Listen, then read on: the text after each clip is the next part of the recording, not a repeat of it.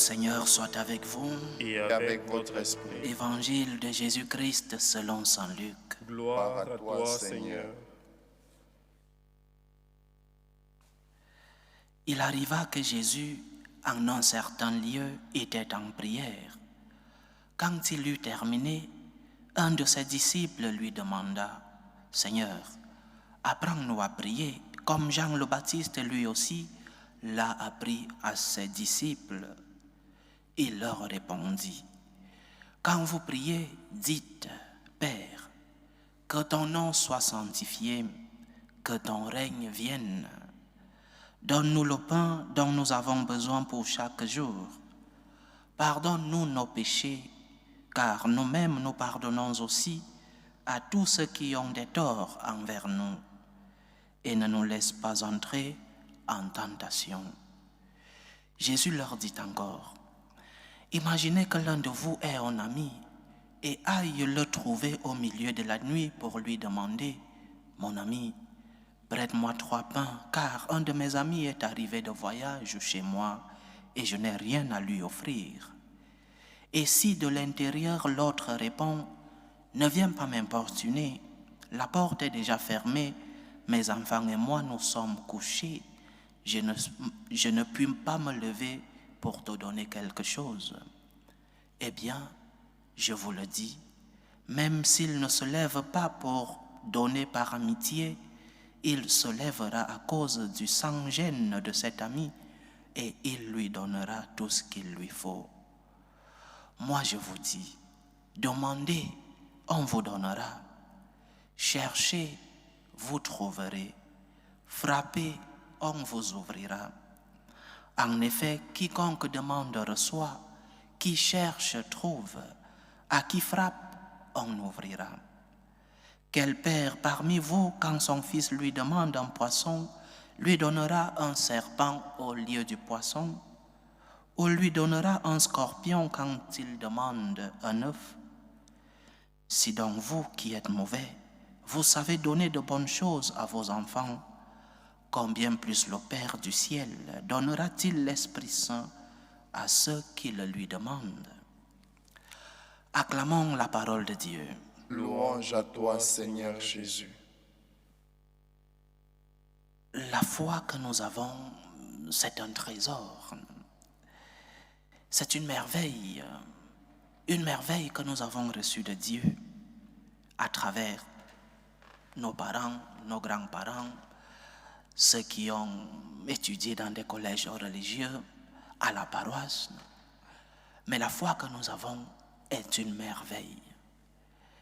Une merveille qui nous aide au quotidien à vivre avec Dieu, mais aussi à espérer l'espérance, être avec Dieu au ciel. La foi que nous avons nous aide à affronter les moments difficiles dans la vie, les croix, mais aussi à affronter les moments de succès, parce que parfois, les succès nous rendent si aveugles et si sourds d'oreilles que nous nous éloignons de Dieu lorsque nous avons le succès. La foi est donc quelque chose qui nous aide à surmonter nos faiblesses, mais aussi de nous contrôler lorsque nous sommes dans le succès. Et cette foi n'est pas toujours rectiligne. Cette foi fonctionne parfois en dents de scie. Nous avons des moments de bas, des moments de crise, mais aussi nous avons des moments de haut, ce que nous appelons des moments de tabord et des moments de transfiguration. Parfois, nous sommes sur la croix et parfois aussi, nous voyons la transfiguration. Mais qu'est-ce qui nous aide lorsque la croix arrive à ne pas succomber? Qu'est-ce qui nous aide lorsque la crise arrive? Lorsque nous touchons le fond, qu'est-ce qui nous aide à nous relever? C'est parce que nous avons construit une relation forte avec Dieu.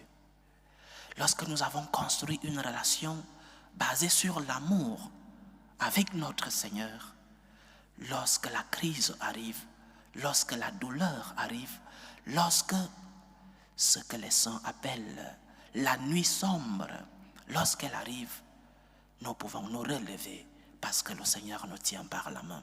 Et donc, notre foi doit être alimentée. Si nous croyons que cette foi qui nous a été donnée, cette foi que nous avons reçue de Dieu à travers ces personnes qui nous ont aidés à avoir cette foi, si nous croyons que cette foi, nous l'avons reçue dans son entièreté, nous nous trompons. Notre foi doit être alimentée au jour le jour. Notre foi doit être alimentée comme nous alimentons notre corps. Nous essayons de manger avec équilibre. Nous mangeons sain, nous faisons des exercices, du sport, nous nous reposons, nous alimentons notre corps. C'est ainsi que nous devons alimenter notre esprit. Nous devons alimenter notre foi. Parce que lorsque viennent, je répète, les moments de crise, qu'est-ce qui nous aide à nous relever? Qu'est-ce qui nous aide à surmonter ces moments de crise? Si cette crise trouve que nous n'alimentons pas notre foi. Et comment le chrétien alimente-t-il sa foi? Comment le chrétien donne de l'aliment à cette foi qui a besoin d'être suivie chaque jour? Le chrétien alimente sa foi par des instruments que nous a laissés notre Seigneur. Le premier instrument, la pratique des sacrements. Les sacrements sont des signes visibles de la grâce invisible de Dieu. Et les sacrements nous aident à être en contact avec notre Seigneur. Il y a des sacrements que nous prenons une fois dans notre vie. Le sacrement de la confirmation, le sacrement du mariage. Mais il y a des sacrements que nous pouvons prendre chaque jour dans notre vie. Le sacrement de l'Eucharistie. Tu alimentes ta foi lorsque tu as une pratique fréquente de ces sacrements pour recevoir la grâce de Dieu, pour recevoir la force que tu as besoin pour affronter les problèmes de la vie, mais aussi pour recevoir la consolation, la miséricorde, le pardon de Dieu lorsque tu l'as offensé. Alimente donc ta foi en pratiquant fréquemment les sacrements. Ne sois pas un chrétien du dimanche où tu vas à la messe et tu dis à Dieu que cela suffit. Une pratique fréquente des sacrements nous aide à alimenter notre foi. Mais aussi, la vie de piété, c'est-à-dire le bien que nous faisons, que nous essayons de faire, et le mal que nous évitons. Nous savons tous le bien que nous devons faire. Pratique les sacrements, fais le bien, évite le mal. Pratique les œuvres de miséricorde, va rendre visite aux malades. Donne du pain à ceux qui n'en ont pas ou qui en ont moins. C'est en cela que tu alimentes ta foi, que tu alimentes ta relation avec Dieu. Mais il y a un autre instrument qui nous aide à alimenter notre foi, et celui-là est peut-être le moteur dans notre relation avec Dieu, la vie de prière. Quelle est ta fréquence de prière? Quelle est ta fréquence dans ta vie de prière? Tu te lèves le matin comme un animal et tu commences tes activités. Tu passes ta journée comme quelqu'un qui n'a pas de foi et tu arrives fatigué après tes activités quotidiennes. Tu vas au lit comme si tout ce que tu as vécu était normal. La fréquence dans ta vie de prière est ce qui t'aide à alimenter tes journées. Parce que parfois, tu ne peux pas aller à la messe chaque jour. Parfois, tu ne peux pas te confesser quand tu veux. Peut-être parce que le prêtre du coin est si occupé à ne rien faire et il ne t'admet pas à la confession. Mais tu peux prier chez toi chaque jour. Tu peux prendre du temps pour alimenter ta relation avec Dieu à chaque instant de ta journée. Alimente ta relation avec Dieu. Alimente ta foi. C'est en cela que tu auras des armes lorsque viennent les tentations de la vie, lorsque le diable qui nous rôde, qui veut nous éloigner de Dieu, lorsqu'il entre dans ta vie, tu auras des armes pour pouvoir lutter parce que le Seigneur t'accompagne, parce que tu t'es alimenté par les sacrements, parce que ta vie de piété, tes œuvres de miséricorde, parce que tu as une vie de prière, le Seigneur est présent dans ta vie. Donc, le premier enseignement de la liturgie d'aujourd'hui, c'est que ta foi est un trésor. Ta relation avec Dieu est une merveille, mais tu dois l'alimenter avec des efforts, avec des sacrifices, mais tu dois alimenter ta foi. La foi que tu as reçue ne t'a pas été donnée dans sa plénitude. Tu as reçu une semence que tu dois faire germer, que tu dois arroser pour qu'elle puisse porter des fruits. Alimente ta foi, alimente ta relation avec Dieu à travers une pratique fréquente des sacrements, l'Eucharistie, le sacrement de la pénitence, à travers des œuvres de miséricorde, du pain à ceux qui n'en ont pas, aller rendre visite aux malades, le pardon que tu donnes à ceux qui t'ont offensé et le pardon que tu demandes à ceux-là que tu as offensés, mais aussi et surtout, chers frères et sœurs, la vie de prière, ta relation avec Dieu. Parce que si tu n'as pas une vie de prière, comment pourras-tu aller à la messe? Parce que le Seigneur n'est pas présent dans ta vie, parce que le Seigneur ne compte pas dans ton quotidien. Le Seigneur comptera le dimanche. Et si le dimanche te trouve fatigué, que tu as passé une semaine difficile, mais lorsque tu as construit une vie de prière, même lorsque les fatigues du travail, la fatigue des activités est si forte, le Seigneur t'appelle et le Seigneur te fait aller à sa rencontre le dimanche ou chaque jour pour le recevoir dans l'Eucharistie.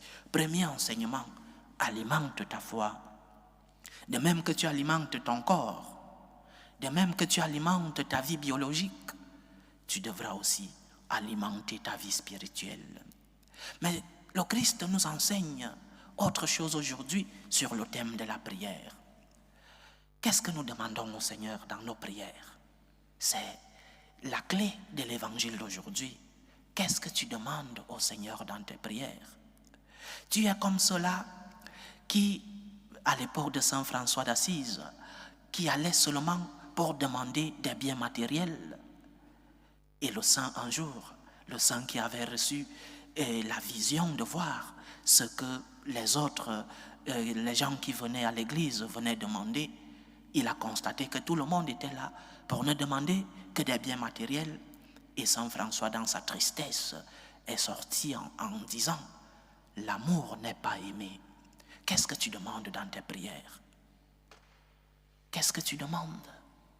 Tes prières, c'est seulement donne-moi ceci, et tout cela des biens matériels. Lorsque nous lisons les évangiles, la parole de Dieu en général, nous devons la lire dans son entièreté. Il y a des petites phrases qui sont connues de tout le monde, mais qui ne nous disent pas le sens profond de ce que voulait dire le Seigneur. C'est ainsi que tout le monde sait que la parole de Dieu dit « Demandez, on vous donnera ». Tout le monde le sait. Frappez, on vous ouvrira. Tout le monde sait le dire. Tout le monde sait que c'est la parole de Dieu.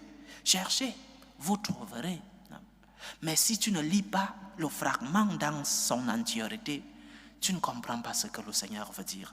L'évangile d'aujourd'hui finit en disant « Si vous qui êtes mauvais, vous savez donner de bonnes choses à vos enfants, combien plus le Père du ciel donnera-t-il l'Esprit Saint à ceux qui le lui demandent? » Qu'est-ce que tu demandes au Seigneur? Parce que tout ce que tu demandes pourrait être bon, important, essentiel dans ta vie.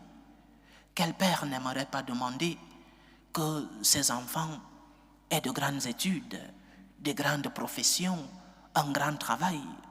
Quel père ne demande pas la santé pour ses enfants? Quel chrétien ne demande pas pour lui et pour les siens? Mais est-ce que c'est l'ordre? Est-ce que c'est le bon ordre? Le Seigneur nous dit aujourd'hui, demande d'abord l'Esprit Saint, que ton nom soit sanctifié. Demande d'abord l'Esprit Saint. Combien plus le Père du ciel donnera-t-il l'Esprit Saint à ceux qui le lui demandent? Demande d'abord l'Esprit qui t'aide à être généreux, l'Esprit qui t'aide à la prière, l'Esprit qui t'aide à éduquer tes enfants, l'Esprit qui t'aide à la sainteté. Demande d'abord l'Esprit Saint. C'est cet ordre-là, que ton nom soit sanctifié. Si nous ne sanctifions pas le nom de Dieu, nous ne serons pas saints, nous. Si nous ne savons pas sanctifier le nom de Dieu, nous ne pourrons pas demander la sainteté pour nous et pour les nôtres. Demande la sainteté pour toi. Demande la sainteté pour tes enfants, dans ta famille. Parce qu'il est facile de se mettre à genoux devant le Seigneur, et c'est une bonne chose, de venir demander au Seigneur, Seigneur, que mes enfants soient intelligents, que mes enfants soient polis, les études de mes enfants, Seigneur, que mes enfants puissent étudier les langues aujourd'hui, et être polyglotte, surtout ceux qui parlent l'anglais, c'est le top dans la mode des études aujourd'hui. Si ton enfant ne parle pas anglais, dans notre monde, il est le dernier. Il est normal de venir demander ces choses au Seigneur. Mais qui vient demander à Dieu la sainteté pour ses enfants? Seigneur, que mes enfants soient saints. Seigneur, la vie spirituelle de mes enfants. Seigneur, que mes enfants te connaissent, que je te connaisse moi, et que mes enfants te connaissent. Demande l'Esprit au Seigneur. Demande la sainteté au Seigneur. Que ton nom soit sanctifié.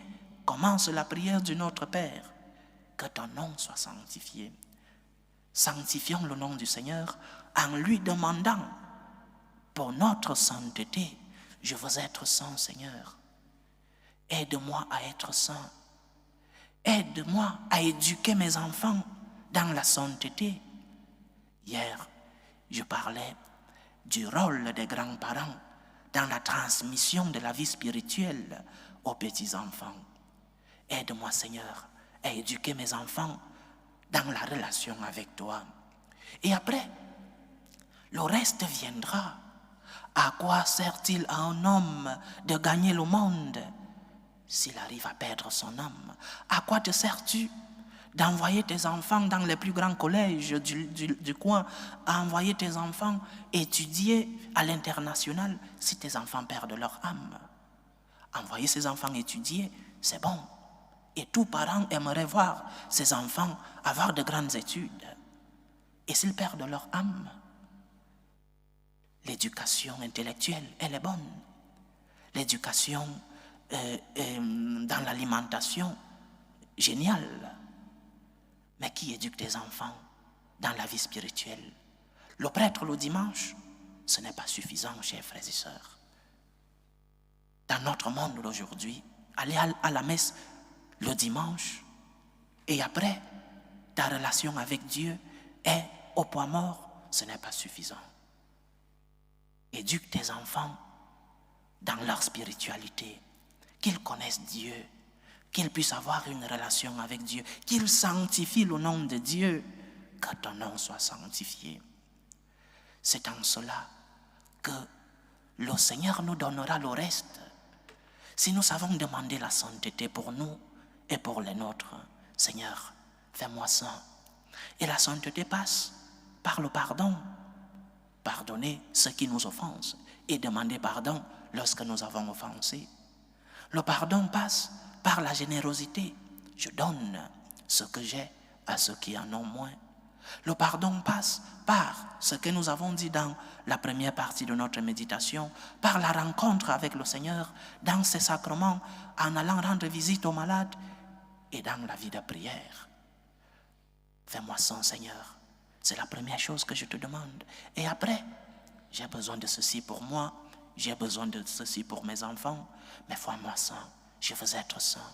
Je veux être avec toi. Je veux construire une relation d'amour avec toi. Je veux être ton ami, Seigneur. C'est ce que nous demandons à Dieu dans nos prières. Ce n'est pas à moi de dire ce que nous demandons à Dieu. Le Seigneur nous le dit dans l'évangile d'aujourd'hui. Demande la sainteté. Le Seigneur, lorsqu'il t'envoie son Esprit Saint, il t'aide à affronter les activités dans ta vie. Que ton nom soit sanctifié. Demandons au Seigneur de nous aider à sanctifier son nom. Mais demandons-lui que lorsque son nom sera sanctifié dans nos vies, qu'il nous fasse des saints, que nous devenions des amis de Dieu, que nous devenions des amoureux de notre Seigneur. Et après, demandons le reste des choses. Comment ne pas demander au Seigneur la santé lorsque nous sommes malades? La santé pour nous, la santé pour les nôtres. Comment ne pas demander au Seigneur un travail? Comment ne pas demander au Seigneur de nous aider à éduquer nos enfants?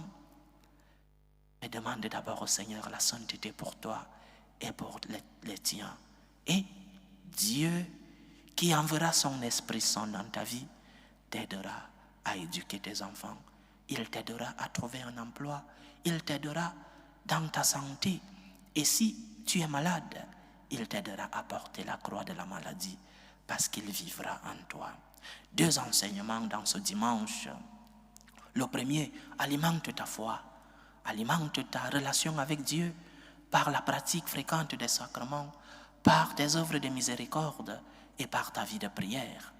Et dans ta vie de prière, demande d'abord à Dieu la sainteté. Demande-lui son Esprit Saint pour qu'il vienne te purifier, pour qu'il vienne transformer ta vie, pour qu'il vienne guérir tes blessures. Que le Seigneur nous aide. Loué soit Jésus-Christ. À jamais.